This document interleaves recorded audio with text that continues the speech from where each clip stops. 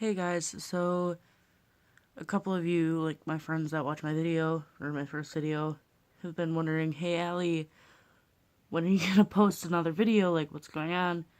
Um, sorry. So I would like to kind of touch base on what's been happening. I'm not gonna edit this video or anything, because it's just kind of been a shit show lately. So this last Friday, so about a week ago, I had my exams. So I'd been studying and stuff for them, and I've been anxiously waiting for the results. And on June 1st, I go onto Facebook, like I normally do, to go be interactive, check in, be like, hey guys, I'm not dead. How's my family and stuff? So I get onto Facebook, and I go on Memory Hop, and it reminded me that June 1st of last year was the day that we put my dog down. Or our dog down, the family dog, the vicious pit bull. I'm not going to get too much into detail about that because I'm still kind of grieving. She was she was my best friend, she was my baby. I miss her a lot, so that's kind of been on my mind. I've been kind of sad, so I don't really want to make videos right now, but I figured you guys deserve one.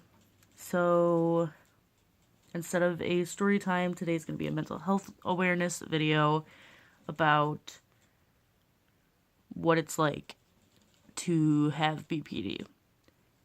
And for those of you who are wondering, probably like nobody, I don't script out my videos, which is why I say a lot, and I kind of like stop and pause because I'm thinking of what I want to say. I don't like reading off of scripts. Like, I feel like that makes YouTubers seem very fake and unoriginal, and I don't like it, so I personally do not read off of like a script. I may every now and again possibly jot down notes to like pinpoint what I would like to say, but this is not one of those videos. I just kind of jumped right into a video today because I want to get this over with, because the dog is kind of a touchy subject. I really miss her. But if it wasn't for us putting her down, I wouldn't have gotten my ferrets, I wouldn't have rescued Kronk, I wouldn't have the 3 little bundles of joy I have now. So, without further ado, let's jump into what it's like to have BPD. So, for starters, BPD really affects your emotions. So, let's say something that would anger you, that's most likely gonna anger somebody with BPD 1,000 times worse. Like, and it's like stupid stuff too. Like, I don't know why I get angry when somebody just phrases something wrong, but I do. Somebody could be like, you look nice today. I'll be like, today? Do I not look nice any other day? Like that's such a cheesy fucking example, but it's really how it is. Like, it's stupid shit like that. I'm sorry, I'm playing with my hair. I'm trying to fix my ear, but it's just stupid stuff like that. By the way, this is my room. Berry pink. I painted it when I was 6. So, like, I remember, I forget what my mom said, but she said something really simple, and it made me so mad that I just cut off the conversation and went to my room, and I didn't come out for like 3 hours. And it was something really stupid. That's all I can remember. It was like something really stupid that other people wouldn't get upset by. And I don't know why, but it irritated me so much. And it doesn't just affect my life either, it affects everybody that's around me. Like, I feel so bad because before I was diagnosed, my mom didn't know how to handle this. Like, she didn't know anything about BPD. She didn't even know what it was I didn't. I was a 14-year-old little child. And so when I was diagnosed, it was horrible. Like, before that, it was constant screams and fights and just hell. And now when my mom tries to explain to my sisters what's going on, like how some words, some phrases might set me off, and she's like, you just have to be careful. And I love my sisters to death, so if they watch this, don't take this the wrong way, but my sister doesn't want to have to think about what she wants to say, which is kind of irritating because you should always think of what you want to say. Like, you don't just go around blurting out fuck you, like, to everybody. Like, you think about what you want to say, or you're supposed to, so why am I any different? And I don't know, it makes me feel bad because I know normal families don't have to do this kind of stuff, but I mean, my family's not really normal anyways, so it's like, whatever. But on top of that, like, it also affects anger. And somebody with BPD, when you get angry, you have horrible self-control. It's like fucking gone. I remember one day at my work, I actually hit my sister because of something. She flipped me off. But different story time. This is BPD awareness.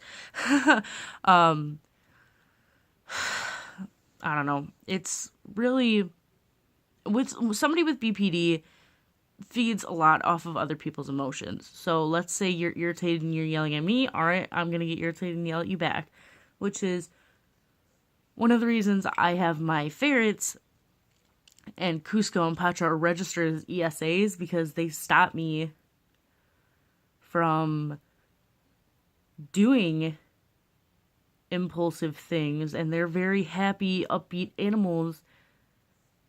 So even if somebody negative is around me, I can usually feed off of their energy instead of the negative person's energy. And it's a lot better for everybody, actually. And actually, I could, if I wanted to, try and fight to get them to be just regular service animals, since only dogs and small horses are technically supposed to be service animals. But I could fight to register them as service animals, because a service animal is an animal that helps you with day-to-day tasks that you couldn't do by yourself. And I cannot go outside by myself without having an anxiety attack. It's horrible. It's not a fun situation. So I could fight for them. They are very well trained. Cusco knows to alert people if I am having such a bad anxiety attack that it becomes dangerous. So he is trained and stuff, so he could be a service animal. I just don't feel like going through all that struggle just to get him registered, especially since the ferrets only live 6 to 10 years. And he's already 2, so he only really has like 4 to 6 years left. I mean, that's still a long time, but still. Another thing about BPD that a lot of people don't understand is that my brain is different than yours. I think differently. I act differently. I take my emotions out differently. A lot of people don't seem to understand that somebody with BPD isn't normal, I guess. Like, that's a horrible word, but it's true. Somebody with BPD is not normal to society's standards. We do not think different. We do not think the same. My apologies. And I wish that I could get that across to people, which is why I'm making these YouTube videos. It's why I'm trying to make these YouTube videos. I'm sorry. Kind of tearing up because I'm thinking about my dog. It's just, living with BPD isn't something that's fun. It's not something that you want to live with. I hate the fact that people are romanticizing self-harm and mental illness on the internet because it's not something romantic. You can't just cure somebody's depression with your love. It's not that simple. And I wish people would realize that, because it's not a fun thing to live with. It's hell. It's absolute hell. Depression and anxiety are some of the worst things that you can ever live with. And putting BPD on top of that, it's not something to romanticize. It's